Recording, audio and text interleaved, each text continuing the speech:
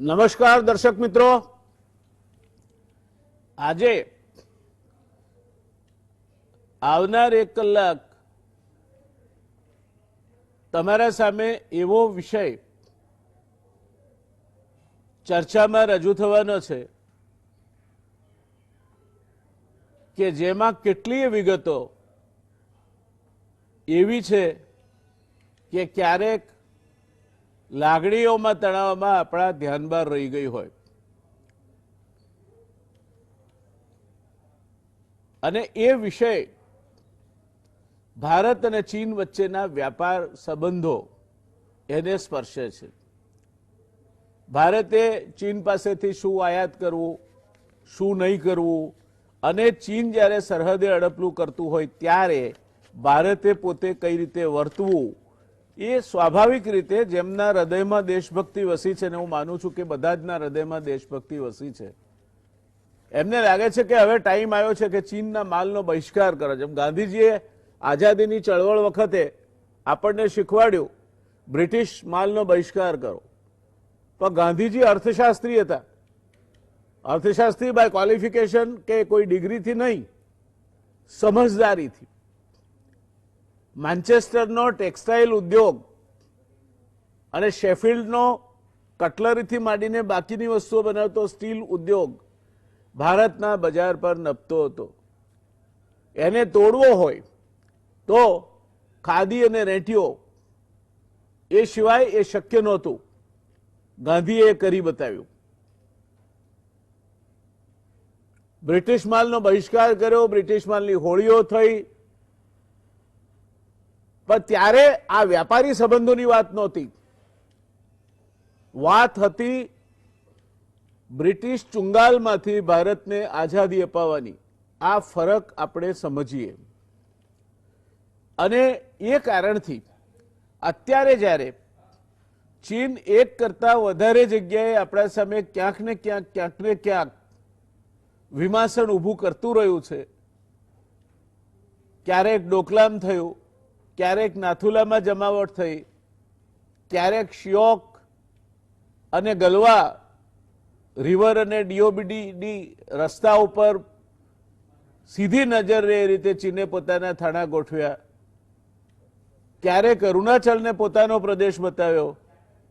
આ બધી હરકતો વચ્ચે પણ કદાચ શી જિનપિંગ ચીનના પ્રમુખ એ આપણા ત્યાં 3 વખત મુલાકાતે આવી ગયા। આપણા વડાપ્રધાનને વુહાન સમિટમાં આમંત્રણ આપીને બોલાવ્યા અને વડાપ્રધાને હાજરી પણ આપી। આ રાજનીતિ છે અને રાજનીતિ એ ગણતરીઓ પર ચાલે છે, એ શતરંજની રમત છે। એમાં ચોક્કસ ગણતરીઓ, ચોક્કસ વ્યૂહરચના, અને ક્યારેક એવું કહેવાય છે કે શતરંજની રમતમાં તમારે પીસ સેક્રિફાઈસ થતો હોય, તમારો ક્યાંક રૂક કે ક્યાંક બિશપ એને ગુમાવવો પડતો હોય તો ગુમાવીને પોન જાળવી રાખીને એ પોન છેવટે તમને રમત જીતાડે છે। આ ઠંડા દિમાગથી ચાલવાની, વ્યૂહરચના નક્કી કરવાની ને અમલમાં મૂકવાની રમતને શતરંજ કહે છે। રાજનીતિ પણ શતરંજની રમત જેવી છે। અને એટલે આપણે આજે ચર્ચામાં મૂકવું છે confederation of all India traders CAIT હેઠળ વેપારીઓએ અંદાજિત 3000 વસ્તુઓની યાદી બનાવી છે, જેનો મોટો હિસ્સો ચીનથી આયાત કરવામાં આવે છે અને એનો વિકલ્પ ભારતમાં ઊભો થાય અને ચીનની આ આયાતને સદંતર આપણે દેશવટો આપીએ, એ વાત સાથે આ કન્ફેડરેશન આગળ વધી રહ્યું છે। કઈ આઇટમો છે આવી? મુખ્યત્વે ઇલેક્ટ્રોનિક ગુડ્સ, FMCG ઉત્પાદન, રમકડા, ગિફ્ટ આઇટમ, કન્ફેક્શનરી ઉત્પાદન, કપડા, ઘડિયાળ અને અલગ અલગ પ્રકારના પ્લાસ્ટિક આમાં સામેલ છે। આવી 3000 જેટલી આઇટમો આ જે કન્ફેડરેશન છે, confederation of all India traders CAIT, એણે પોતે નક્કી કરી છે। અને 1 લાખ કરોડ રૂપિયા સુધીની આયાત ઓછી કરવા માટેનું એણે આહ્વાન કર્યું છે. આજે એના કારણે ગરમાટો છે. અને આમ છતાંય અમદાવાદમાં કે સુરતમાં કે વડોદરામાં અમુક ચોક્કસ ક્રોસ સેક્શન રસ્તાઓના હોય, જ્યાં 4 રસ્તા હોય, ટ્રાફિક સિગ્નલ હોય, ગાડીઓ વધારે પડતી ઊભી રહેતી હોય, ત્યાં આજની તારીખમાં પણ ચીની રમકડા વેચાય છે. આ બે વાતોને આપણે સમજવી હોય તો પહેલા ભારત અને ચીનને સમજવું પડશે.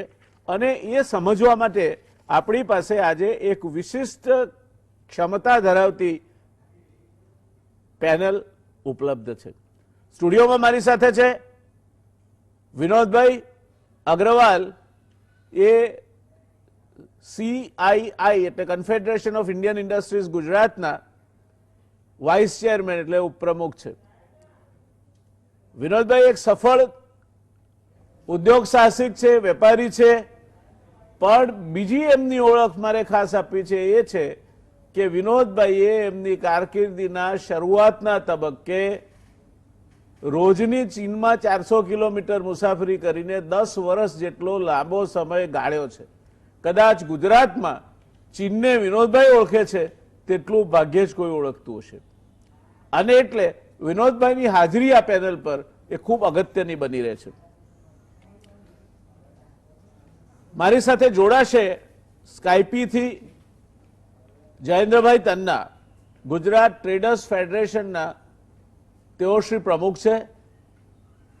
દેશના, ગુજરાતના અને વિશ્વના વ્યાપારી પ્રવાહો પર એમની હંમેશા પૈની દ્રષ્ટિ જેને કહેવાય બાજ નજર રહે છે. અને પોતે એક અચ્છા કહી શકાય તે પ્રકારના આ બધી પરિસ્થિતિને નાણી શકનાર, પૃથ્થકરણ કરી શકનાર વ્યક્તિત્વ છે. આજે એક નવા મહેમાન આપણી સાથે રૂબરૂ થાય છે, પ્રોફેસર ભાવિન પંડ્યા. યુવાન ચહેરો છે, પણ એનાથી જરાય એમને ઓછા આંકવાની જરૂર નહીં. ગુજરાતીમાં કહેવત છે કે નાનો પણ રહીનો દાણો.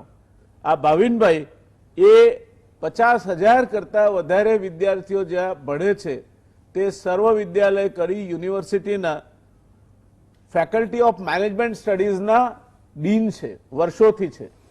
એક અચ્છા એનાલિસ્ટ છે, એક એવા વ્યક્તિ છે જેણે ફિલિપ કોટલર, જે માર્કેટિંગમાં ભીષ્મ પિતામહ કહેવાય, માર્કેટિંગ મેનેજમેન્ટની ફિલિપ કોટલરની ચોપડી એ આજે પણ ન વાંચી હોય તો તમે માર્કેટિંગ મેનેજમેન્ટમાં કશું ભણવાનું અધૂરું રાખ્યું છે તે કહેવાય. એ ફિલિપ કોટલર સાથે સીધા સંપર્કમાં અને સીધા સંવાદ કરવામાં ભાવિનભાઈ ઘણા વર્ષોથી આ માર્કેટિંગ વિષયના તજજ્ઞ તરીકે આવ્યા છે. એટલે આજે ભાવિનભાઈની આપણા ત્યાં હાજરી એ બજાર વ્યવસ્થાપન અને બજાર વ્યવસ્થા ઉપર આપણને માર્ગદર્શન આપવા માટે છે. દોસ્તો, હવે ચર્ચાની શરૂઆત કરીએ તે પહેલા કેટલીક વ્યૂહાત્મક બાબતો સમજી લઈએ જે જરૂરી છે તમારા માટે સમજવી. સરખામણી કરીએ તો ભારતનો વિસ્તાર એ 29,73,193 ચોરસ કિલોમીટર છે. ચીન આપણાથી 3 ગણું મોટું છે વિસ્તારની દ્રષ્ટિએ, 93,26,410 ચોરસ કિલોમીટર. વસ્તી આપણે સરખા સરખી છે, ભલે 3 ગણું ચીન મોટું છે એટલે ઓબ્વિયસલી પોપ્યુલેશન ડેન્સિટી ચીનની આપણા કરતાં 30% કે 33% છે એમ કહી શકાય, પણ ચીન આપણા કરતાં વસ્તીમાં લગભગ સાથે છે. અને આપણે 2025 સુધીમાં, મેં અગાઉ પણ કહ્યું છે, ચીનને ઓવરટેક કરી જઈશું. એમાં તો ભગવાનના પૂરા આશીર્વાદ આપણા ઉપર છે. જીડીપીની વાત કરીએ તો 2018-19ના આંકડા છે, અત્યારે 3 ટ્રિલિયન કરતાં વધારે છે, પણ એ આંકડા અધિકૃત રીતે સરખામણી માટે ઉપલબ્ધ હતા. એ 2.72 ટ્રિલિયન ભારતનો જીડીપી છે, જ્યારે એનાથી 5 ગણો એટલે $13.60 ટ્રિલિયન ચીનનો જીડીપી છે. વિશ્વ વ્યાપારમાં આપણે ક્યાં ઊભા છીએ? હંમેશા ક્યારે પણ કોઈની પણ સાથે હરીફાઈ કરવી હોય તો know your competitor well, know your enemy well. અને આંતરરાષ્ટ્રીય ક્ષેત્રે કોઈનો, કાલે જ મને લાગે છે આપણા એક રાજદૂતે વાત કરી હતી કે રાજનીતિમાં કોઈનો મિત્ર કાયમી નથી, કોઈનો દુશ્મન કાયમી નથી. એ એકબીજા સાથે બને ના બને હરીફાઈ હોઈ શકે, પણ છતાં પણ નો યોર કોમ્પિટિટર વેલ. તો ભારતનો વિશ્વ વ્યાપારમાં 2% કરતાં ઓછો હિસ્સો છે. ચીન 17.5% કરતાં વધારે હિસ્સો વિશ્વ વ્યાપારમાં ધરાવે છે અને એટલે એ ઘણી બધી રીતે આપણા ઉપર હાવી છે, જેની વાત પછી કરીએ. સંરક્ષણ ખર્ચની, સૈન્ય ઉપર થતા સંરક્ષણ ખર્ચની વાત કરીએ તો અમેરિકા જીડીપીના 3.4%, દુનિયામાં સૌથી વધારે ખર્ચ જો ડિફેન્સ પાછળ કરતું હોય તો અમેરિકા કરે છે. એના જીડીપીના 3.4%, રકમની દ્રષ્ટિએ $718.7 બિલિયન અમેરિકા એના સૈન્ય પાછળ ખર્ચે છે. ચીન 1.9%, એટલે $266.5 બિલિયન જેટલો ખર્ચો કરે છે અને રશિયા 3.9%, પણ રકમની દ્રષ્ટિએ $64.1 બિલિયન નો ખર્ચો કરે છે. આની સરખામણીમાં આપણે ક્યાંય નથી. આપણે 1%થી પણ ઓછો જીડીપી એ આપણા ડિફેન્સ માટે ખર્ચીએ છીએ અને એમાં પણ ખરેખર ખર્ચ કેટલો થાય છે તેના આંકડા કાઢીએ તો કદાચ નિરાશ થવું પડે. એટલે આ એક સરખામણી બળાબળની મેં તમારી સામે રજૂ કરી. આયાત નિકાસની વાત કરીએ તો ચીન એ ભારતમાં સૌથી મોટી નિકાસ કરતો દેશ છે. આપણે ચીનને $16.75 બિલિયન ની નિકાસ કરીએ છીએ અને $70.31 બિલિયન ની આયાત કરીએ છીએ. એટલે ટ્રેડ બેલેન્સ આપણું એના ખાધ છે, વેપાર ખાધ છે ખાસી $53.56 બિલિયન ની અને જીડીપીના 2.6% જેટલી આપણે ઇમ્પોર્ટ ચાઇનામાંથી કરીએ છીએ. આપણા કુલ જીડીપીના 2.6% જેટલી આયાત આપણે ચીન પાસેથી કરીએ છીએ. બીજા નંબરે અમેરિકા આવે, જે સાથે આપણો વ્યાપાર ટ્રેડ સરપ્લસમાં ચાલે છે. $52.40 બિલિયન ની આપણે નિકાસ કરીએ અને $35.54 બિલિયન ની આયાત કરીએ. સરવાળે $16.86 બિલિયન નો આપણે ટ્રેડ સરપ્લસ એટલે વેપાર પૂર્ણાંત રહે છે, જે જીડીપીના 1.31% છે. બાકીના જે રાજ્યો છે એમાં મોટાભાગના ક્રૂડ ઓઇલ આપણને સપ્લાય કરતા યુએઈ છે, સાઉદી અરબ છે, બીજા ઈરાક છે, પછી નીચેના રંગ પર હોંગકોંગ, સિંગાપોર, જર્મની અને કોરિયા છે. પણ અત્યારના તબક્કે વિગતોમાં જવાની જરૂર મને લાગતી નથી. એક નાની વાત કહીને પછી પેનલ પાસે જઈશું આપણે. ભારતના દવા ઉદ્યોગની સ્થિતિ કદની દ્રષ્ટિએ દુનિયામાં 3જા નંબરનો છે, પણ વેલ્યુ એટલે કિંમતની દ્રષ્ટિએ આપણે 13મા નંબરે છીએ.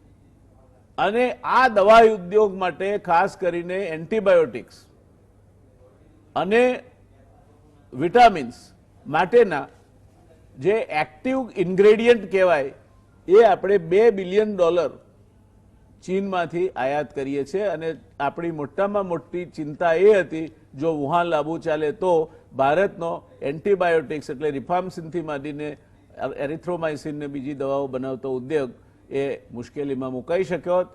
સદનસીબે એવું થયું નથી.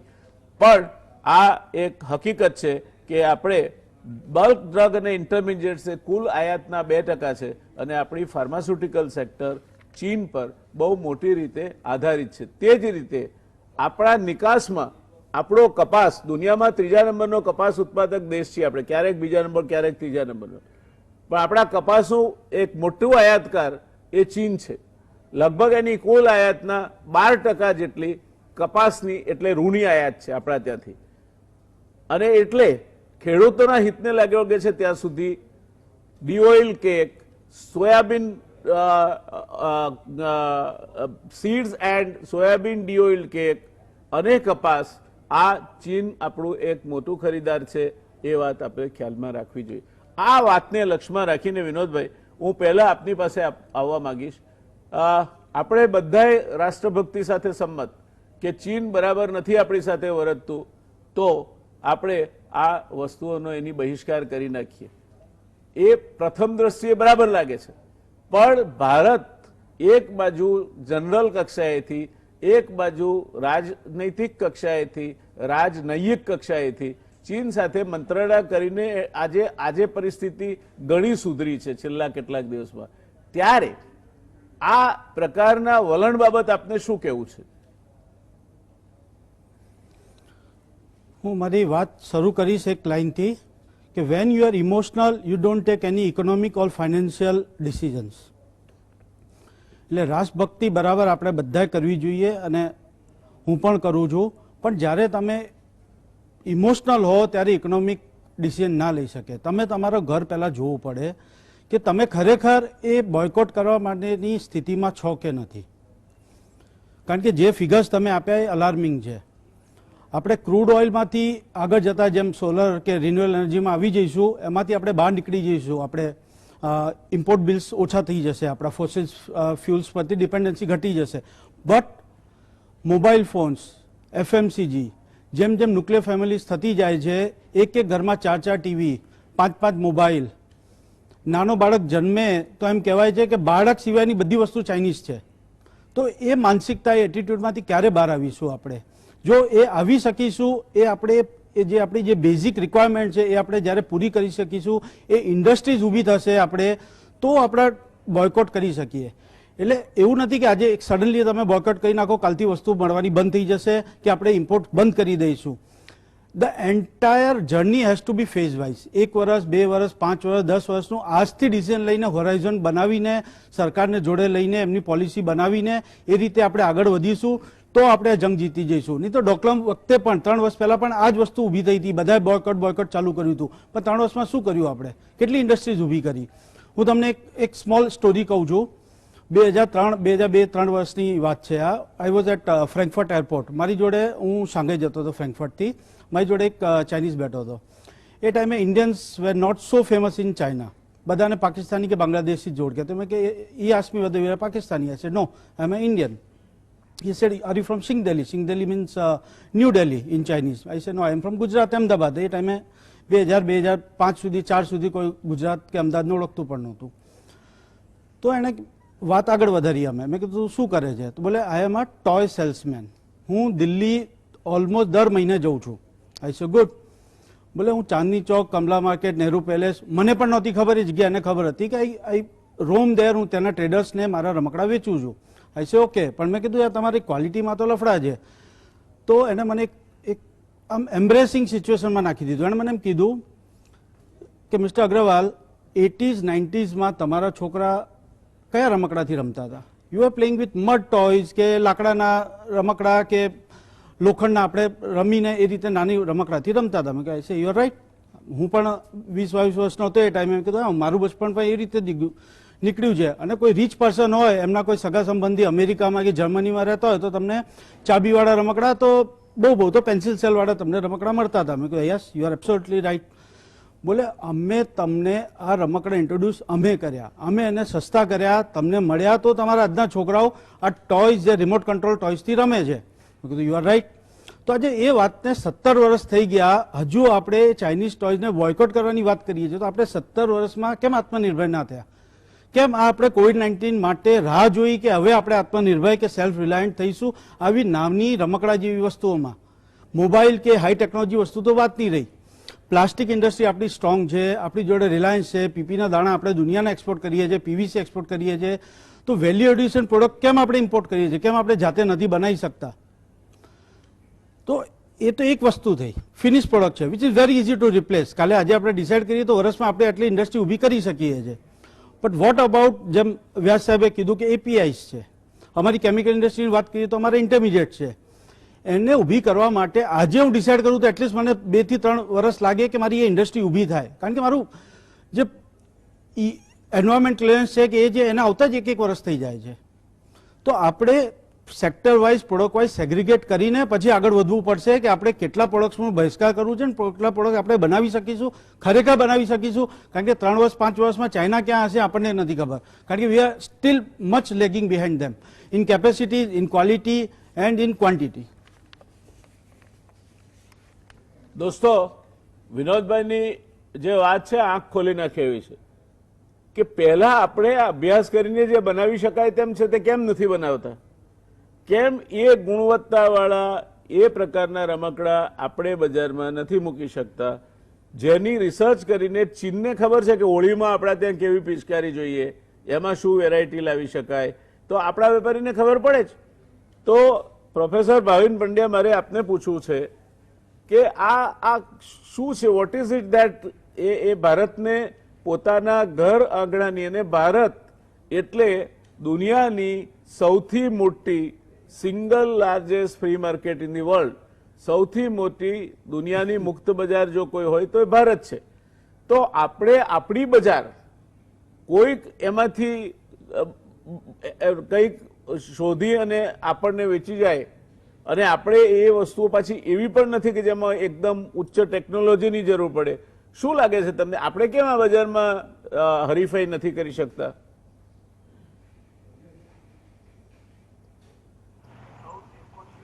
કેટલાય વર્ષોથી આ એક સળગતો પ્રશ્ન રહ્યો છે.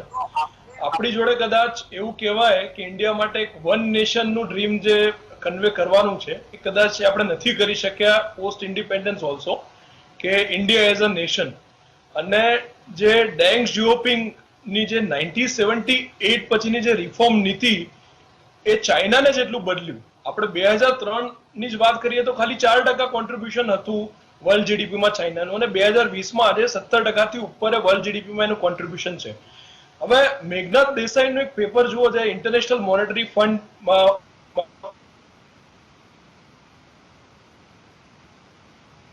1913 થી લગભગ તમે 2003 નું એ વખતે પબ્લિશ થયેલું, એટલે ત્યાં સુધીનો ફેઝિસ આપેલા છે.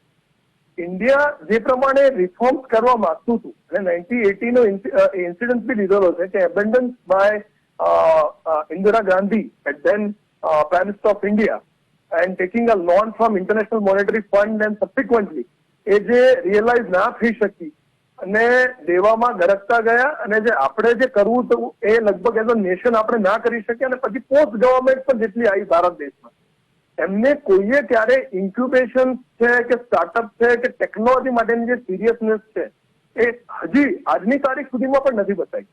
ત્યારે ચાઇનાએ 78 પછીના જે એના રિફોર્મ્સની નીતિ છે એમાં સૌથી પહેલા તો તમે 2003 ની વાત કરીએ છો, ત્યારે શી જિનપિંગ ને એ લોકોએ અમુક કન્ટ્રીઝથી એનાઉન્સમેન્ટ ચાલુ કર્યા કે આપણે belt and road route BRR ની જે વાત કરીએ છીએ એમાં સર 2019 નો ખાલી ફિગર હું શેર કરું.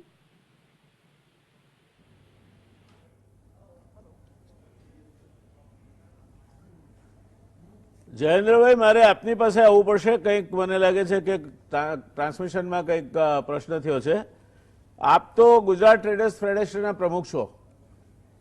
આ જે બહિષ્કારનું એલાન અથવા તો બહિષ્કારની વાત છે જે ફેડરેશને જાહેર કરી છે એ અને આપણી ક્ષમતા બે વચ્ચે આપને શું લાગે છે કે બરાબર શક્ય છે આ બધું, ક્યાંય મિસમેચ છે અથવા જરા વધારે પડતું છે? શું લાગે છે આપને? પ્રશ્ન એવડો મોટો કે ઉપાડી લીધો છે કે પહેલી વાત તો એ છે કે કેટ ભાજપની ભગીની સંસ્થા છે, અને એમાં જે આગેવાનો છે આ સાવ ન કહી શકાય એવી એમની અગ્રિમતા વેપારીઓના પ્રશ્નો ને સરખી રીતે પાયાના પ્રશ્નો સમજીને ઉકેલ કરવાની ઓછી છે, પણ પબ્લિસિટી લઈને સરકારમાં વાલા થવાની વધારે છે. આત્મનિર્ભરની વાત કરી આપણે વડાપ્રધાનજી, એ વધારે એમાં એ લોકોએ ચાઇનીઝ આઈટમ જ પકડી લીધી, કારણ કે લોકોને જેમ પેલા વિનોદ રજવાડી સાહેબ કીધું કે ઇમોશનલ ન થવાય ઇકોનોમિક પ્રશ્નમાં ક્યારેય, તો આમાં ઇમોશનલી વાત ન કરાય. એમની પાસે કેટલા વેપારીઓનું સંગઠન છે ખબર નથી. મેં તો આ સંસ્થાને 2016માં છોડી દીધી છે. હું નેશનલ વાઇસ પ્રેસિડેન્ટ હતો, કારણ કે અમને ખ્યાલ આવ્યો કે આમાં અગ્રિમતા જુદી છે અને દેખાવ જુદો થાય છે. હવે આપણે વાત કરીએ વાસ્તવિકતાની. વાસ્તવિક પરિસ્થિતિ એ છે કે આ પ્રકારનું આયોજન આપતા પહેલા વિનોદભાઈ અને ભાવિનભાઈએ કહ્યું ત્યારે સરકારની મૂળભૂત નીતિ એવી હોવી જોઈએ કે જે આપણા વેપારને, આપણા નવા ઉદ્યોગોને પ્રોત્સાહન અને સંરક્ષણ પણ આપે. પ્રોત્સાહન એ રીતે આપે કે જેમ હમણાં ફાર્માસ્યુટિકલની વાત કરી, વિનોદભાઈ કીધું તો આપણને આશ્ચર્ય છે કે 2 વર્ષ સુધી તો એ કોઈ ફેક્ટરી ડાયઝન કેમિકલ્સ કરે તો એમને પર્યાવરણનો લાયસન્સ 1-1.5 વર્ષે મળે છે. ગુજરાત આમાં એ મુદ્દા ઉપર પહેલા વાત કરીએ. ગુજરાત સૌથી પહેલા ડાયઝન કેમિકલમાં કેટલું અગ્રણી હતું. આપે પણ જીઆઈડીસી ની સ્થાપનાથી ઇન્ડેક્સ બી માંથી જે રસ લીધો છે અને એ ત્યારની નીતિને પ્રમાણે આપણે આજે ભારતમાં તો સર્વપ્રથમ છે પણ એક્સપોર્ટમાં પણ આપણું સારું એવું નામ છે નેશનલ લેવલે. તો એ ટાઈમે આપણે જો ગુજરાત અહીંયા બનાવી શકતા હતા, સાહસિકો હતા, આપણી સરકારની નીતિ એવી હતી કે પ્રોત્સાહન કરે બધી વાતમાં, તો અત્યારની પરિસ્થિતિમાં એવું શું બન્યું કે એવા કયા રેડ ટેપિઝમ કે કાયદા આવી ગયા? ઇઝ ઓફ ડુઈંગ બિઝનેસ ની વાતો આપણે 15 વર્ષથી કરી રહ્યા છીએ. નરેન્દ્રભાઈ આવ્યા પછી એમણે વધારે કરી, એમણે તો ઇઝ ઓફ લિવિંગ ની પણ વાત કરી, પણ ઇઝ ઓફ ડુઈંગ બિઝનેસ ની વાતમાં પણ આપણે કશી જગ્યાએ પહોંચી શકતા નથી હજી ક્યાંય કરતા ક્યાંય. રેડ ટેપિઝમ દૂર નથી થયું.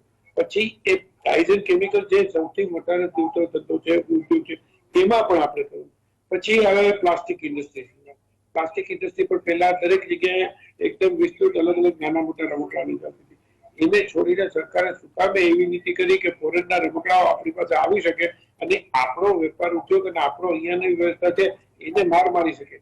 દુનિયા આખી ગમે એટલા રોબોટ વાળા બનાવે, બધા બનાવે, બધી વાત સાચી છે, પણ સરકારે એ જોયું જોતું કે એને આવવાથી અહીંયાના વેપાર ઉદ્યોગને તકલીફ પડે. આજે પંજાબમાં અને દિલ્હીની આજુબાજુના વિસ્તારોમાં જે રમકડાનો ઉદ્યોગ હતો એ બધો ભાંગી પડ્યો છે. ટોયઝ એસોસિએશન વાળાને પૂછો તો એમણે 80% માલ તો ચાઇનાથી ન લઈ આવે તો એ લોકો ધંધો ન કરી શકે. અને એ માટે એમાં પણ પાછું ઓવર બિલિંગ, અંડર ઇન્વોઇસિંગ એટલું બધું એ રીતે ચાલે છે કે જેથી અહીંયા આપણે માલ બનાવવાનો 100 રૂપિયાનું જે રમકડું થતું હોય એ ટાઈપનું એનાથી ચડિયાતું રમકડું ત્યાંથી 40-50 રૂપિયામાં અહીંયા આવી શકે અને બજારમાં 60-70માં વેચી શકે. તો કયો વેપારી વિચાર કરીને એમ કહેવાનો છે કે નહીં હું સ્વદેશી માલ વેચું ને બાજુની દુકાનમાંથી વિદેશી માલ વેચાઈ જાય અને એની કમાણી અટકી જાય? એટલે આ બહુ તલસ્પર્શી છે અને વાસ્તવિક રીતે વિચારવાની જરૂર છે. સરકારે આત્મનિર્ભરતાની વાત કરીને અમારું આ ફેડરેશન છે કુદી પડ્યું પેલા વાર પર આપણે ચાઇનીઝ આઈટમનો વિરોધ કરો. 3000 આઈટમનું લિસ્ટ કરવું એ નાની નાના નથી. 3000નું લિસ્ટ જોવું પણ મુશ્કેલ છે અને એમાંથી એક 5% પર ચીજો આપણે જો અહીંયા બનાવીને વેચી શકવાની સત્તા હોય તો જ આ એલાન આપવું છે. એમણે એલાન આપવાની જરૂર એ હતી, સરકારને કહેવાની જરૂર હતી કે તમે અમને નીતિ એવી આપો કે જેથી અમે આ પ્રોડક્ટ વેપારીઓ જે વેચી શકે ને બનાવવા વાળા ઉદ્યોગકારો બધા વેચી શકે. પ્લાસ્ટિક રમકડાનો ઉદ્યોગ જેમ અહીંયા લખેલું સૌથી વધારે એની તકલીફ છે. ટીવી આજે કેટલા સસ્તા થઈ ગયા તમે વિચાર કરો, ચાઇનાથી જ આવે છે, તાઇવાનથી કે જે આવતી એ કંપનીઓ પણ ચાઇનીઝ માલિકીની જ કંપનીઓ છે. મોબાઈલમાં આપણે ત્યાં એક બે નામ કહું તમને તો માઇક્રોમેક્સ કરીને એક હતી, એક બીજી હતી, 2-3 કંપનીઓ આગળ આવવાની કોશિશ કરી, બ્રાન્ડિંગ બનાવ્યું, બધું બનાવ્યું. ત્યાં એવામાં સરકારે આ લોકોને 100% એફડીઆઈની મંજૂરી આપી દીધી કે આવો અમે તમને જગ્યામાં મફત આપીએ, અમે તમને આ બધું આપીએ અને એમાં તમે તમારું રોકાણ કરો ને આ કરો. એમાં ભારતીયોને મળે છે નોકરી નથી મળતી એવી વાત નહીં. તો એ 1000ની જ નોકરી છે. માઇક્રોમેક્સ વેચીને જે વેપારીઓ કમાતા એ વેપારી કરોડોમાં નોકરી મળે છે 500-1000 ને જ નોકરી. કારણ કે આજકાલ બધા ઓટોમાઇઝેશનના સામે થઈ ગયા એ રીતે એસેમ્બલ જ થાય છે. એ પ્લગ એન્ડ પ્લે ની વાળી વાત જ કરે છે, બાકીના સ્પેર પાર્ટ તો ત્યાંથી જ લઈ આવે છે. નાના પ્લાસ્ટિકની આઈટમ અહીંયા બનાવતા હોય અને સરકારે જે પોતે વાત કરે છે આત્મનિર્ભરની વડાપ્રધાનશ્રી, તો એ પેલા એને ખ્યાલ પણ આજે પણ જો અત્યારની ગાઈડલાઈનમાં આપણે આવે છે કે ઇન્ડિયન ચેમ્બર ઓફ કોમર્સની મીટિંગમાં વડાપ્રધાને વાત કરી, એ વાત કરવાની નીતિ અને અમલમાં મૂકવાની નીતિ એ બંનેમાં ખૂબ મોટો ફેર છે. આપણે ત્યાં હમણાં 4 દિવસ પહેલા આપણે સાથે હતા ત્યાં જીઆઈડીસી ની નીતિ માટે લોકોએ વાત કરી કે જીઆઈડીસી ની નીતિમાં તમારે આટલા બધા પ્લોટો પડ્યા છે એની ઉપર તમે પછીની આ માહિતી આપવાની રાહત આપવાની વાત કરો. જે અત્યારે બંધ પડ્યા છે, જેને પ્લોટ લઈ રાખ્યા છે એમના ઉત્પાદન થઈ શકે એવી વાત તો કરો. ક્યાંક ચોક્કસ પ્લાસ્ટિક ઝોન તમે ઉભું કરો કે જેમાં રમકડા ઝોન હોય, આગ્રામાં જે મતલબ છે ત્યાં એવી જગ્યાએ અલગ અલગ સ્ટેટમાં અલગ અલગ જગ્યાએ આવી કોઈ એક ફાઇટ આપવાની નીતિની કોઈ કરતા કોઈ ધરાતલ ઉપર વાત નથી થતી. મુદ્રા યોજના આપી, બધી વાત કરી, આવી દરેક વાતમાં સરકારની યોજનામાં ગાજવાનું વધારે હોય છે અને ખરેખર આપણે દેશી ભાષામાં કહીએ તો ખાલી ચડો વાગે ઘણો એના જેવી જ પરિસ્થિતિ આ સરકારની તમામ જાહેરાત હશે. આ હું સમજુ છું કે ભાવિનભાઈ પણ મારી સાથે હાથ મિલાવે છે મારી વાત સાંભળવા મોટું, એટલે એના સર્વેક્ષણમાં પણ અમારી આ દેશી કાઠિયાવાડી રીતની જે અમારું સર્વેક્ષણ છે વેપારી એ ત્યાં જ પ્રતિબિંબ થાય છે. વિનોદભાઈ કીધું એ પણ વાત એટલી છે. એટલે અમારા ખેતના જે આગેવાન છે એ ઇમોશનલ રીતે વેપારીઓને એક્સપ્લોર કરી પોતાની સ્થિતિ ઉભી કરવા માટેની આ કરે છે અને બીજા વેપારીઓ કે અહીંયા કોઈ વેપારીઓ આ સ્થિતિ સાથે ને આ વાસ્તવિક પરિસ્થિતિ સાથે આ કઈ મેચ થતી નથી. એટલે સરકાર સારી જગ્યા સારી રીતે આપે. અમદાવાદ ભારતની અંદર વ્યવસ્થા એવી કરી છે કે જેમાં પ્રોડક્શન સારું થાય અને પોતાની રીતે આપણે ક્યાંય ને ક્યાંય આગળ વધી શકીએ. બરાબર. આજે આપણે રતન કોટની, એટલે મારી વાત એ જ છે, આ બંને મહાનુભાવો જે વાત કરે છે એ એક્સપર્ટ લેવલની વાત કરે છે, અને હું સિમ્પલ દેશી ધરાતલની વાત કરું કે આમાં આ લોકોની વાત સાચી જ છે. સરકારે પોતાની રીતે જુદી રીતે વિચારીને જ વાત કરવી જોઈએ, અને પછી જ આત્મનિર્ભરતાની વાત કરવી જોઈએ. ખૂબ ખૂબ સરસ વાત કરી જયેન્દ્રભાઈ આપે. દર્શક મિત્રો, ધંધાનો અથવા જીવનનો કોઈ પણ નિર્ણય જ્યારે તમે ખૂબ આનંદમાં હો ત્યારે નહીં લેવો, અને જ્યારે તમે ખૂબ નિરાશામાં હો ત્યારે નહીં લેવો. અને જમણવાર માટે એવું કહેવાયું છે કે એનું સીધું લાવવાનું હોય તો કોઈ ભૂખ્યા માણસને એનો અંદાજ કાઢવાનું નહીં કહેવું, નહીં તો એ તમને ઓવર એસ્ટિમેટ આપશે. કોઈ ધરાઈને બરાબર બેઠો હોય એને પણ નહીં કહેવું, નહીં તો ખૂટશે. એટલે સરવાળે વાસ્તવિકતા ક્યાંક બીજે છે. આ CAITનું જે વાત છે, જયેન્દ્રભાઈની વાત સાથે હું પણ સંમત છું કે તમે જે કહો છો તે અને જે વસ્તુ જમીની હકીકત છે તે બે વચ્ચે મોટો તફાવત છે. આપણે ઘણા વર્ષો સુધી વિનોદભાઈ સ્વદેશી સ્વદેશી સ્વદેશી સ્વદેશી જાગરણ મંચને ઘણી બધી વાતો કરી. સરવાળે અત્યારે બધું ચૂપ છે, શાંતિ છે. એટલે આપને શું લાગે છે કે જે પરિસ્થિતિ છે અત્યારે આ દેશમાં, અને ચીનની સાથે સરહદના વિવાદો કંઈ હમણાં નથી ઊભા થયા.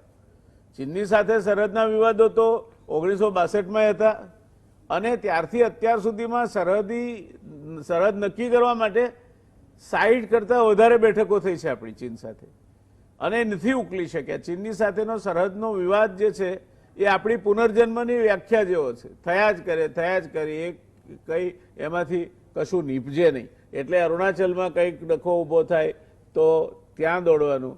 અત્યારે શ્યોક અને ગલવા રિવરના વેલીમાં ઊભો થયો છે તો ત્યાં દોડવાનું. હવે નવો મુદ્દો નેપાળની જે બોર્ડર છે તેનો પણ ઊભો થયો છે. એટલે ચીન સાથે આ આપણી જે ટગ ઓફ વોર જેને કહેવાય, રસ્સાખેંચ, એ તો વર્ષોથી ચાલી આવે છે. અને રસ્સાખેંચ ચાલી આવે છે ત્યારે તમારા પાવર હાઉસના સુપર ક્રિટિકલ બોઇલર્સ, આટલી બધી વીજળીના ઉત્પાદનના જે લોકોએ મોટા પ્લાન્ટ નાખ્યા છે, બધા બોઇલર ચીનથી લાવ્યા છે. કારણ કે એ ગુણવત્તા અને કિંમત બંનેમાં પહોંચી વળે છે. વિનોદભાઈ, એવા લોકો છે અમદાવાદમાં કે જે પોતાના મકાનનું ઇન્ટિરિયર કરવું હોય તો લગભગ દરેક વસ્તુ ચીનથી લઈ આવે છે કન્ટેનર ભરીને. આ પરિસ્થિતિ આપણા ત્યાં છે. વાસ્તવિકતા સામે આંખ મીચામણા કરીને ચાલવું કેટલું વ્યાજબી છે? શું મત છે આપનો એમાં? તમે જે બોર્ડરની વાત કરી તો હું હંમેશા એક જ વસ્તુ કહું છું, if the goods or services will not cross the border, army will cross the border. એટલે ગુડ્સ સર્વિસીસ કે ઇન્ટરનેશનલ ટ્રેડ તો આજની ગ્લોબલ સ્થિતિમાં ઇમ્પોર્ટન્ટ છે. એ વસ્તુ આપણે પાકિસ્તાન સાથે પણ જોઈ લીધી. પાકિસ્તાને આપણે પ્રોડક્ટ ઉપર ઇમ્પોર્ટ્સ કરી તો આર્મી જવા માંડી કે સંબંધ ખલાસ થઈ ગયા. એટલે એ સ્થિતિ ઇન્ડિયા અને ચાઇના વચ્ચે ક્યારેય નહીં આવે. જેમ તમે કીધું, ટગ ઓફ વોર ચાલ્યા જ કરશે, અને આ બાજુ બિઝનેસમેને એ વિશે વિચારવું પણ ના જોઈએ. એ પોલિટિકલ ઇસ્યુ જે લોકો કર્યા કરશે.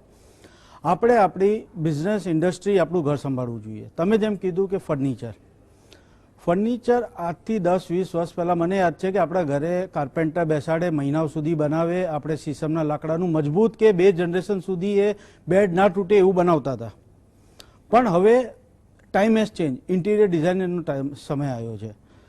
આપણી પરચેસિંગ પાવર વધી છે, પણ એની સાથે ઇન્ડિયન એટીટ્યુડ કે ઇન્ડિયન મેન્ટાલિટી આપણી જોડે.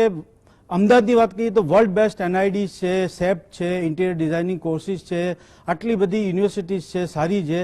પણ એ વસ્તુ કેમ ઇન્ડસ્ટ્રીઝમાં નથી જતી? એ વસ્તુ કેમ ચાઇના પોતાની એકેડેમીને ઇન્ડસ્ટ્રીઝ સુધી એ ઇનોવેશન કે એ ડિઝાઇનિંગ છે કે પ્રોડક્ટ ડિઝાઇનને આપી શકે છે? આપણી MSME કેમ એ વસ્તુને એડોપ્ટ નથી કરતી ને કેમ બનાવતી નથી? એ વાત થઈ આપણી ઇન્ડસ્ટ્રીની. જેણે ચાઇના વિઝિટ કરી હશે એ જાણતું જ હશે કે ચાઇનાની અંદર આપણે હજુ પણ ઇન્ડસ્ટ્રીયલ ક્લસ્ટરની વાત કરીએ છીએ. China has gone much beyond that and they have created marketing clusters. તમે ફર્નિચરની વાત કરો તો ગોંગઝોમાં જાઓ કે શેન્ઝન બોર્ડર ઉપર શુન્ડે કરીને છે કે લીની વિલેજ છે, ત્યાં તમે જાઓ, નાના નાના ગામડા છે, પણ they have created the entire villages or cities as a furniture cities. તમારે ત્યાં જવાનું છે, તમારે એન્ટાયર શોપિંગ મોલ ડેડિકેટેડ, તમે એક શોપિંગ મોલમાં જાઓ તો it is entirely dedicated for only chairs, બીજામાં જાઓ તો તમને ખાલી ટેબલ જ જોવા મળે, ત્રીજામાં જાઓ તમને બેડ મળે. એટલે વેરાયટીઝ ને જે વોલ્યુમ્સ છે એ તમને હજુ ઇન્ડિયામાં એ ટાઈપના માર્કેટિંગ એવેન્યુ જોવા નથી મળતા. મારે જવું હોય તો ગણીને 4 મને શોપિંગ મોલ મળે જ્યાં બધી વસ્તુ મળે, મારે કોમ્પ્રોમાઇઝ કરીને આવવું પડે છે. મારે વેરાયટીઝ જોઈએ તો મને બધી વસ્તુ નથી મળતી. એ રીતે સ્મોલ કોમ્યુનિટીઝની વાત કરીએ આપણે, $1 શોપની જે વાત કરીએ, પિચકારીથી લઈને અમરેલાથી વધી જઈએ, એક ઈયુ કરીને નાનું ગામડું છે જજ્યાંગ પ્રાંતની અંદર, which is almost equal to size of Kalol Kadi આપણા, પણ ત્યાંથી દરરોજ સાંજે લગભગ 1000 થી 1500 કન્ટેનર ભરીને નાના કોમ્યુનિટીઝ નીકળે છે. એ લોકોની ફેક્ટરી આખા ચાઇનાની અંદર પથરાયેલી છે, પણ એમની માર્કેટિંગ ઓફિસીસ, એમના ગોડાઉન્સ ત્યાં અવેલેબલ છે. તમે ત્યાં જાઓ, સવારથી ફરો, પ્રોડક્ટ સિલેક્ટ કરો, જેટલા પીસ જોઈએ, તમારા કન્ટેનર્સ રેડી છે. ત્યાં જઈને તમારે એ લોકોના એજન્ટ બુક કરી નાખે, સાંજે એ તમારું જે વ્યવહાર છે ટીટીનું છે કે એલસીનું છે વોટેવર કમ્પ્લીટ કરો, બીજા દિવસે તમારું કન્ટેનર ભરીને તમે સામે આંખોની સામે ઇન્સ્પેક્શન કરીને તમે પાછું લાવી શકો. એટલી એફિશિયન્સી, એટલી ફાસ્ટ કસ્ટમ ક્લિયરન્સ ને બધી છે. એવી વસ્તુ ઇન્ડિયામાં છે. ઇન્ડસ્ટ્રી પ્રોડક્ટ બનાવી દઈશું તો આપણી જોડે એટલો મોટો માર્કેટિંગ, કોઈ એના માટેની પોલિસી છે, એના માટેનું કંઈક છે. ઈયુની વાત કરું, કચ્છાઓની વાત કરું, શાઉસિંગની વાત કરું, જે વર્લ્ડની ઓલમોસ્ટ 30-35% ટેક્સટાઇલ ઇન્ડસ્ટ્રી ત્યાં આવેલી છે. તો જે વોલ્યુમમાં એ લોકો ખેલે છે, જે વસ્તુ રમે છે કે એફિશિયન્સીમાં કામ કરે છે, આપણે તો હજુ એ કેચઅપ કરવાનો બહુ ટાઈમ છે. બટ એ સારી વાત છે કે આત્મનિર્ભર ભારતની આપણે પીએમ સાહેબે વાત કરી છે. અને જેમ પીએમ સાહેબે સ્વચ્છ ભારત અભિયાનનું અભિયાન ઉપાડ્યું હતું, જે 2 વર્ષમાં આપણે હવે જોઈએ છે કે એક નાનો બાળક પણ કચરા નાખતા આપણી કારમાંથી આપણને ટોકે છે, એ રીતે આત્મનિર્ભર ભારતને એઝ અ મિશન મોડમાં લઈ જવું પડશે. એમાં આપણા traders association, industry association, government, public, એમનું એટીટ્યુડ, કાલે ઉઠીને આપણે આત્મનિર્ભર થવું છે. તો ચાઇનાની સરખામણીમાં આપણને 10, 20, 50 રૂપિયા કોઈ વસ્તુનું વધારે આપવું પડે તો 1-2 વર્ષ માટે આપણે એ પણ રેડી રહેવું પડશે. તો આત્મનિર્ભર ભારત એઝ અ મિશન મોડમાં આગળ વધીશું તો એટલીસ્ટ 1-2 વર્ષ, 3 વર્ષમાં આપણે એ રિઝલ્ટ આપણને જોવા મળશે. Thank you. ભાવિનભાઈ, માર્કેટિંગનો પાયાનો સિદ્ધાંત છે કે if you want to finish bad product early, advertise it.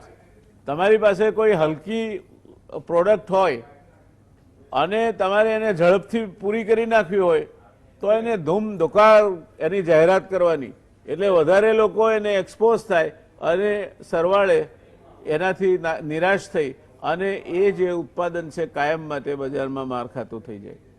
તો આપને લાગે છે કે અત્યારે જે પ્રકારની પરિસ્થિતિ છે, તમે સ્ટાર્ટઅપની વાત કરી, સ્ટેન્ડઅપની વાત કરી, તમે નાના મોટા ઉદ્યોગોને એક યા બીજી રીતે પ્રમોટ કરવાની વાત કરી, તો શું ખૂટે છે આમાં? કેમ હજુ આપણે આ બધા વચ્ચે ઝોલા કેમ ખાઈએ છીએ? નહીં સર, એક બહુ સરસ વાત સમજવાની છે. અત્યાર સુધી આપણે ચાઇનાની જે ઇન્ફ્રાસ્ટ્રક્ચર પોલિસી ને એની જ વાત કરી રહ્યા હતા છેલ્લા કેટલાક વર્ષોમાં. લાસ્ટ યર 2019 નો જો ડેટા જુઓ તો ચાઇનાએ લગભગ 62 દેશોમાં 6944 કોન્ટ્રાક્ટ્સ અને ટ્રીટીઝ જે સાઇન કર્યા છે.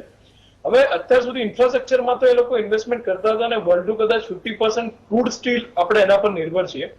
તમે જેમ વાત કરી ફાર્માસ્યુટિકલ્સમાં, તો બલ્ક ડ્રગ્સમાં આપણે એક્ટિવ ફાર્માસ્યુટિકલ ઇન્ગ્રેડિયન્ટમાં 60 to 70% એમના પર નિર્ભર છીએ.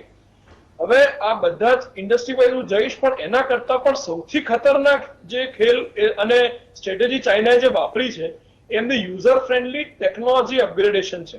હવે તો મોબાઈલ ફોનની વાત કરીએ તો મોબાઈલ ફોનનું માર્કેટ હવે 2019-20માં 2,10,000 કરોડે પહોંચ્યું. 72% માર્કેટ શેર એ તમે જુઓ તો એમાં Xiaomi અને BBK ઇલેક્ટ્રોનિક્સ કંપની જે ચાઇનાની ઓપ્પો, વિવો અને વનપ્લસ બનાવે છે. માર્કેટિંગનું એક બહુ સરસ તમે એક્ઝામ્પલ આપ્યું કે nothing can kill a poor product than a better advertisement, એવું આપણે કહેવાય છે, જે તમે આગળ વાત કરી. હવે ચાઇનાએ પોતાની જ 2 બ્રાન્ડ્સ ઓપ્પો અને વિવોની ભારતની ગલીઓમાં એવી કોમ્પિટિશન કરાવી કે ગલીએ ગલીએ ઓપ્પો અને વિવોના બ્લુ બોર્ડ્સ અને ગ્રીન બોર્ડ્સ તમને જોવા મળે. લોકોને એવું લાગે કે પેલાનો કેમેરા સારો છે ઓપ્પોનો અને વિવોનું મ્યુઝિક સારું છે, એટલે બંને યંગ જનરેશન અલગ અલગ ફોન પ્રિફર કરે. અને જે પ્રીમિયમ સેગમેન્ટ વાળો છે વનપ્લસ ઓનલાઈન મંગાવે, એ લોકોએ શરૂઆતમાં ઓનલાઈન જ લોન્ચ કર્યો. 3 પ્રોડક્ટ એમની કંપનીની છે, છતાં 3 માટે અલગ માર્કેટિંગ સ્ટ્રેટેજી વાપરી, પોતાની જ બ્રાન્ડને કોમ્પીટ કરાવી. અને સેમસંગ કે જે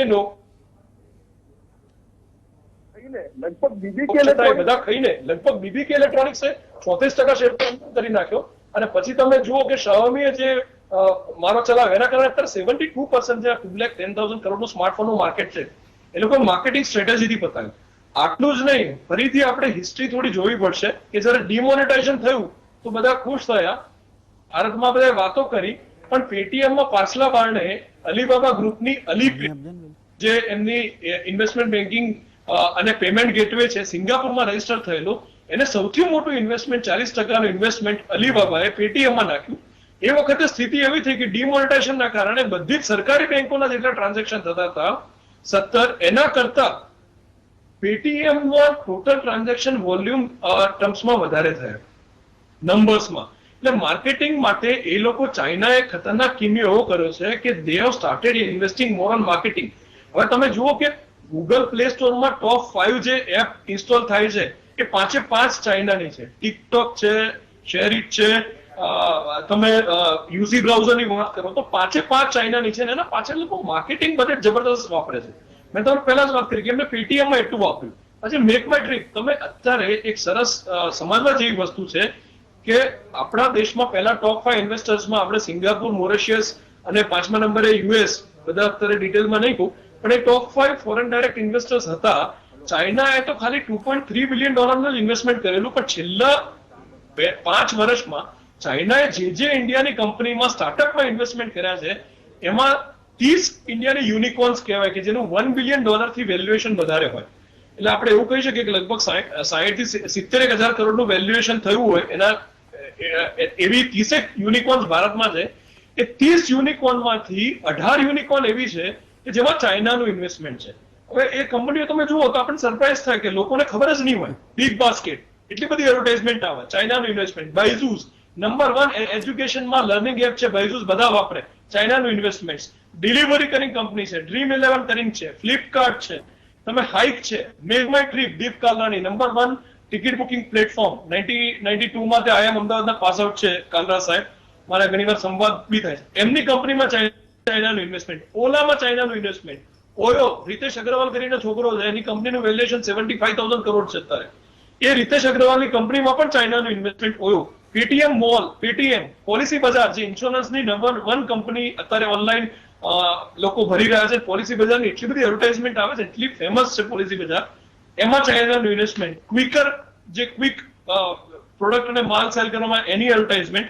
રિવિગો જે લોજિસ્ટિક કંપની છે અને આખો નવો કન્સેપ્ટ આપ્યો છે કે ડ્રાઈવર ટ્રકનો દરરોજ સવારે નીકળે અને રાતે ગયા જઈને સુઈ શકે, ભલે એ પંજાબ કે અમૃતસર કે ગુવાહાટીથી ગુજરાત આવતો હોય, દરેક એનો ટ્રક ચેન્જ કરી નાખવાનો.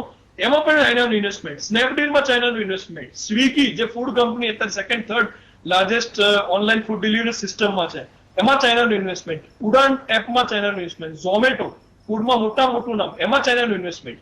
હવે જો તમે ધ્યાનથી, હું જેટલી બધી કંપનીઓ બોલ્યો 18 એમાં તમે ધ્યાન આપ્યું હોય તો એટલો બધો માર્કેટિંગનો મારો ચલાવવામાં આવે છે અને બધાના મગજમાં અને યંગસ્ટરના મગજમાં એ એટલું ઘૂસી ગયું છે કે હવે એને તમારે કાઢતા આગલા 5 વર્ષ લાગશે. એટલે એ લોકો રોડ ઇન્ફ્રાસ્ટ્રક્ચર ટેકનોલોજીથી ફાર્માસ્યુટિકલ્સ, બલ્ક ડ્રગ્સ, એપરલ્સ, આપણે ટેક્સટાઇલની વાત કરી સર, પણ મેનમેડ ફાઈબર અત્યારે 72% કોન્ટ્રીબ્યુટ કરે છે. નેચરલ ફાઈબર ખાલી દુનિયાના ટેક્સટાઇલ માર્કેટમાં 28% કોન્ટ્રીબ્યુટ કરે. તો મેનમેડ ફાઈબર એ વધી રહ્યું છે. એટલે ભવિષ્યમાં ચાઇના પણ એવા વિકલ્પ શોધી કાઢશે કે ઇન્ડિયા આપણે જે એમને જે કોટન બી એક્સપોર્ટ કરીએ છીએ એમાં ઘટાડો આગળના સમયમાં જોવા મળશે. ફાર્માસ્યુટિકલ્સમાં આપણી સરકારે આ બધું થયું એટલે 3,000 કરોડનું પેકેજ આગલા 5 વર્ષ માટે આપ્યું. વર્ષે 600 કરોડ રૂપિયા ઓન એન એવરેજ આપણે ગણી શકીએ. 600 કરોડ રૂપિયામાં કોઈ એવું વિચારી શકે કે આપણે આપણું 60 to 7% ડિપેન્ડન્સ છે બલ્ક ડ્રગ્સનો ચાઇના ઉપર, એ આપણે ઘટાડી શકીશું કોઈ રીતે? આ અમાઉન્ટ કઈ સફિશિયન્ટ છે? એટલે છેલ્લા કેટલાક વર્ષોમાં આપણે સ્ટ્રેટેજિકલી જોવા જઈએ તો રોડ અને ઇન્ફ્રાસ્ટ્રક્ચર જે આપણે વાત કરી કે બેલ્ટ એન્ડ રોડ થી આટલા $154 બિલિયન એમને ઇન્વેસ્ટમેન્ટ કર્યું. $15 બિલિયન એને નોન ફિનાન્શિયલ ડાયરેક્ટ ઇન્વેસ્ટમેન્ટ કર્યું છે. એટલે જે આખી આ ફિનાન્સની ગેમ છે દુનિયાની, એ તમે જો ફરાઈને જોશો તો ચાઇનામાં એટલું બધું ઇન્વોલ્વ છે કે આપણા એકલા દેશમાં નહીં, લગભગ 64 દેશોમાં એટલું પ્રભુત્વ એનું થઈ ગયું છે કે દુનિયાની ગ્લોબલ સપ્લાય ચેન બની ગઈ. અને આપણા ત્યાં સર તમે જુઓ કે એ લોકો બહુ સ્ટ્રેટેજિકલી એવું રમે છે કે કોઈ પણ સ્ટાર્ટઅપમાં $100 મિલિયન ઇન્વેસ્ટ કરે એટલે આપણે એવું કહેવા છીએ કે તમે 700 કરોડ રૂપિયા કરો ઇન્વેસ્ટ અને ધ્યાન રાખો તો 5 વર્ષમાં 70,000 કરોડની કંપની બને. બધો જ બેનિફિટ અત્યારે યુનિકોર્નનો ચાઇના મૂકી છે દાખલા પાડે. ટેકનોલોજીમાં એમને રાઈટ ટાઈમ ઇન્વેસ્ટ કર્યું છે. ત્યારે કદાચ મને કહેતા શું થાય કે ઇન્ડિયાની સ્ટાર્ટઅપ ઇકોસિસ્ટમ્સ કે ઇન્ડિયામાં આપણે વિઝ્યુઅલાઇઝ કરવામાં એબ્સોલ્યુટ ફેલિયર રહ્યા છીએ કે યંગ જનરેશનને કઈ ટેકનોલોજી કઈ રીતે ખાવું ગમશે, કઈ રીતે મોબાઈલમાં ચેટિંગ કરવું ગમશે, કઈ રીતે એ લોકો મ્યુઝિક સાંભળશે, આ બધામાં કદાચ આપણું એક બધા જ લેવલે આપણું એક ફેલ્યોર છે. અને આપણે એવી એપ્લિકેશન્સ કે એવું ના બનાવી શકીએ. અત્યારે બધા વાત કરતા હોય ઝૂમની કે વેબએક્સની વાત કરતા હોય તો એમાં પણ મિનિસ્ટ્રી ઓફ હ્યુમન રિસોર્સના ડાયરેક્ટિવમાં વેબએક્સને તમે એ કરવું પડે કે ઓથેન્ટિકેટ કરવું પડે અને તમારે એવું કહેવાય એ પણ તમે જો તો સિસ્કોની સિસ્ટમ છે. આપણી કોઈ સિસ્ટમ હોય જ ના શકે. સિમ્પલ વિડીયો કોન્ફરન્સિંગ ટૂલ આપણે આટલા વર્ષોથી ના બનાવી શકતા હોય. Thank you, હજી ભાવેશભાઈ. હાઈ એન્ડ ટેકનિકલ પ્રોડક્ટ્સ છે. ભાવિનભાઈ, તમે આખો લેક્ચર બહુ એટલી સરસ રીતે સમજાયું કે કદાચ જો દર્શક મિત્રો ધ્યાનથી જોતા હશે તો એમને ખ્યાલ આવ્યો હશે કે દુનિયાનું સૌથી મોટું મુક્ત બજાર એના ઉપર આપણે પહેલાં બન્યા ગુલામ એટલા માટે કે ભારત અને ચીન 50% કરતાં વધારે દુનિયાના જીડીપીનો હિસ્સો ધરાવતા હતા અને તેજાનાથી માંડીને કાપડ સુધીમાં ભારત નિકાસનું એક મોટું નિકાસકાર હતું. એટલે આપણા ત્યાં ઈસ્ટ ઇન્ડિયા કંપનીથી માંડીને પોર્ચુગીઝ સુધીના લોકો ખેંચાઈ આવ્યા અને સરવાળે આપણે એમાં ધીરે ધીરે ઘસાતા ગયા અને જે એક જમાનામાં ઉત્પાદક દેશ હતો એ દેશ ધીરે ધીરે ઉત્પાદકમાંથી મળીને બ્રિટનનો ખરીદાર દેશ બન્યો, બ્રિટન માટેનું બજાર બન્યું. આજે આપણે દુનિયાનું મોટામાં મોટું બજાર છે પણ થાળ પીરસેલો છે, બધું જ છે, બધી વાનગીઓ છે, તમે ખાવી હોય તે ખાઓ, પણ તમારી પાસે એ વાનગીને પકડવાની, એ વાનગીને સમજવાની અને ખાવાની, સૂંઘવાની કોઈ ક્ષમતા નથી. એ પ્રકારની પરિસ્થિતિનું નિર્માણ થયું છે.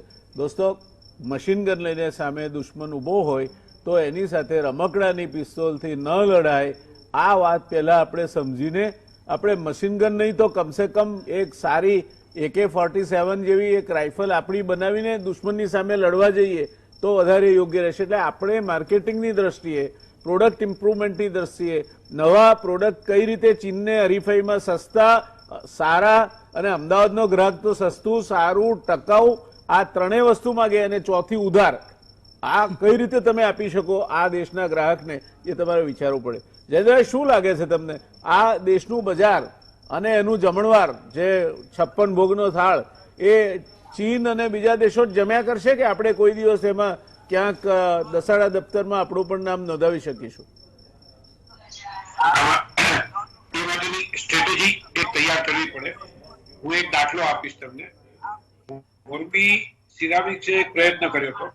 એમણે બ્રાન્ડ મોરબીના નામે મોરબીની બનાવટની બધી 400-500 ફેક્ટરીઓને ભેગી કરી અને એવું એક પ્લાનિંગ કર્યું હતું કે બ્રાન્ડ મોરબી તરીકે જ આપણે વેચીએ. પણ કમનસીબે બધા પ્રોડક્શન ને બધા કારખાનેદારો એમાં એ માટે વાતમાં કોઈ વાતમાં એકદમ બધી વાતમાં સંમત ન થઈ ગયા. વિચાર બહુ સારો છે. આ પ્રકારે સામૂહિક રીતે જો નિર્ણય કરીએ અને કોઈ આગળ વધીએ. એક નાનકડી વાત કહું, અમે જયારે આ લોકડાઉન માંથી બહાર નીકળવાની વાત થઈને આ વાત થઈ, અમદાવાદમાં 400 જેટલા બેગ મેન્યુફેક્ચરર્સ છે. એમને જો સ્વનિર્ભર થવું હોય તો શું કરવું? એટલે એમની સાથે વિચાર કરતા અમે વિચાર કરી રહ્યા છે કે બ્રાન્ડ અમદાવાદ કે બ્રાન્ડ ગુજરાતના નામે બધી બેગ્સ બને. એક લોગો કોમન હોય એ એની ઉપર લાગે પોતાના પર્સનલ બ્રાન્ડ સિવાયમાં, અને એને પછી બને એટલા સસ્તા, કારણ કે એ મોટા ભાગની બેગ એટલે VIP કયો કે અત્યારે ફોરેનની બ્રાન્ડ કયો કે બીચ ક્રાફ્ટ કે બધામાં ક્યાંક ને ક્યાંક એ લોકો જ માલ સપ્લાય કરે છે પોતાની રીતે પોતાના. એને બદલે એ ઉત્પાદકો માનસિક રીતે આમાં વિચારી રહ્યા છે કે હવે આપણે બ્રાન્ડ અમદાવાદ કે બ્રાન્ડની વાત કરી અને આપણે આપણું પ્રોડક્શન વધારે થાય એવી, કારણ કે ભારતની પ્રજા ઇમોશનલ છે. બહુ સાચી વાત છે. ભારતની પ્રજા છે ઇમોશનલ છે, એટલે એની સાથે ઇમોશનલ કાંક ને કાંક આપણે જોડવું પડશે કોઈને કોઈ રીતે. એટલે જે રીતે વડાપ્રધાને આત્મનિર્ભર શબ્દ વાપર્યો એ લોકોને એમ થાય કે આ ચાલો આપણો સંસ્કૃતિક શબ્દ છે, આપણી યારે ક્યાંક જોડે છે. એવી વાતમાં દરેકે દરેક શહેરે દરેકે દરેક પ્રોડક્ટમાં પહેલા તો પોતાના શહેર લેવલે અને મોટું પ્રોડક્શન હોય મોટા ફેડરેશન આખો સ્ટેટ લેવલે નક્કી થઈ શકે, રાજ્ય લેવલે તો રાજ્યના લેવલે, આગળના લેવલે પોતાની બ્રાન્ડ બનાવવાની વાત સાથે સાથે અને આમાં ઉત્પાદક થેન્ક યુ જયેન્દ્રભાઈ. મને લાગે છે કે આપણી ચર્ચા એટલા રસપ્રદ તબક્કામાં ચાલી રહી છે કે મારે એમ કહેવું પડે કે હવે સમય આપણને સાથ નથી આપતો અને ક્યાંક આપણે રોકાવું પડશે. ભારતીય બજાર આ એક આખો વિષય અલગ છે અને એને સમજ્યા વગર તમે કશું પણ કરવા જશો તો તમે પહેલા તમારી જાતને સમજો. તમારી જાતને સમજ્યા પછી તમારા કોમ્પિટિટર એટલે હરીફને સમજો અને જાતને કોમ્પિટિટર કરતા કઈ રીતે વધારે આગળ લઈ જવી. પેલું કહ્યું છે કે ખુદી કો કર બુલંદ ઇતના કે ખુદા તુમસે પૂછે કે બંદે તેરી રજા ક્યા હૈ. એ સ્થિતિએ પહોંચવું હોય તો માત્ર લાગણી વેડાથી કે શબ્દોથી નથી પહોંચાતું. એના માટે એક ચોક્કસ આયોજન જોઈશે, એક બિલકુલ પ્રતિબદ્ધતાપૂર્વકનું ઉત્પાદન વ્યવસ્થા જોઈશે અને સમજદારીપૂર્વકની બજાર વ્યવસ્થા જોઈશે. જ્યાં સુધી આ નહીં થાય ત્યાર સુધી આજની ઇન્ટરડિપેન્ડન્ટ વર્લ્ડમાં, આજના વૈશ્વિકરણના જમાનામાં બીજા લોકો આપણા બજારમાં ઊભો પાક લડી જશે એ વાત આપણને સમજાવી જોઈએ. અને એ કોઈ સ્લોગનથી, સૂત્રોથી કે કોઈ ભાવાત્મક શબ્દોથી અથવા તો ભાવાત્મક વાતોથી નહીં હાંસલ કરી શકાય. વિનોદભાઈ, છેલ્લો શબ્દ આપની પાસેથી, આપ શું માનો છો? ના, જેમ તમે કીધું અને મેં પણ પહેલાં કીધું કે we have to work in a mission mode. આપણે જો 5 વર્ષમાં થોડુંક પણ આગળ પ્રોગ્રેસ કરવું હશે તો આજે ડિસાઇડ કરવું પડશે, એક કલેક્ટિવ એફર્ટ આપવો પડશે, માર્કેટિંગ વ્યવસ્થા ઊભી કરવી પડશે, આપણે આપણી પ્રોડક્શન કેપેસિટી વધારવી પડશે, આપણી પોલિસીઝ સુધારવી પડશે, પછી આપણે ઇન્વેસ્ટમેન્ટની વાતો કરીશું. જ્યાં સુધી આ બધાનું કોમ્બિનેશન એક પ્રોપર મિશન મોડમાં નહીં આગળ વધીએ ત્યાં સુધી આ વાતો આમનેમ જ રહેશે. ડોકલામ વખતે પણ 3 વર્ષ પહેલા પણ 2 વર્ષ પહેલા પણ આ જ વાતો ઊભી થઈ હતી. પછી એ ક્યાં ને ક્યાંક ચાઇનાનો માર્ગ ચાલુ થઈ જાય છે, ઇમ્પોર્ટ ચાલુ થઈ જાય છે અને આપણે કમ્ફર્ટ ઝોનમાં પાછા જતા રહીએ છીએ. દર્શક મિત્રો, ઘણી મોટી તૈયારી માગી લેતો આ વિષય છે. કોઈ લાગણી વેડા ઉપર આના ઉકેલો આવે એ ક્યારેય શક્ય બનવાનું નથી. અને એટલે એક દેશ તરીકે શાંત અને સ્વસ્થ ચિત્તે વિચારીને આયોજનપૂર્વક સરકાર એવા નીતિ વિષયક ફેરફારો પણ કરે કે જે આ દેશને ચીનની માફક, એના સમકક્ષ નહીં પણ એનાથી પણ વધારે આગળ જઈ શકે તે પ્રકારની નીતિઓ, એ પ્રકારની સરકારી વ્યવસ્થા, એ પ્રકારની મંજૂરીઓ આપે તો આ શક્ય છે. ભારત માટે અશક્ય નથી, પણ એની આડે મોટો તેરમણનો તો છે એ પણ આપણે યાદ રાખવું જોઈએ. ભાવિનભાઈ, જયેન્દ્રભાઈ, વિનોદભાઈ, આ ત્રણેય મિત્રોનો ચર્ચાને એક ઉચ્ચ સ્તર સુધી લઈ જવા માટે, સરળ ભાષામાં સમજાવવા માટે અને રસપ્રદ બનાવવા માટે ખૂબ ખૂબ આભાર. શુભરાત્રી દર્શક મિત્રો. મળીશું કાલે ફરી એક નવા વિષયની ચર્ચા માટે. જોતા રહો ગુજરાત સમાચાર ટેલિવિઝન.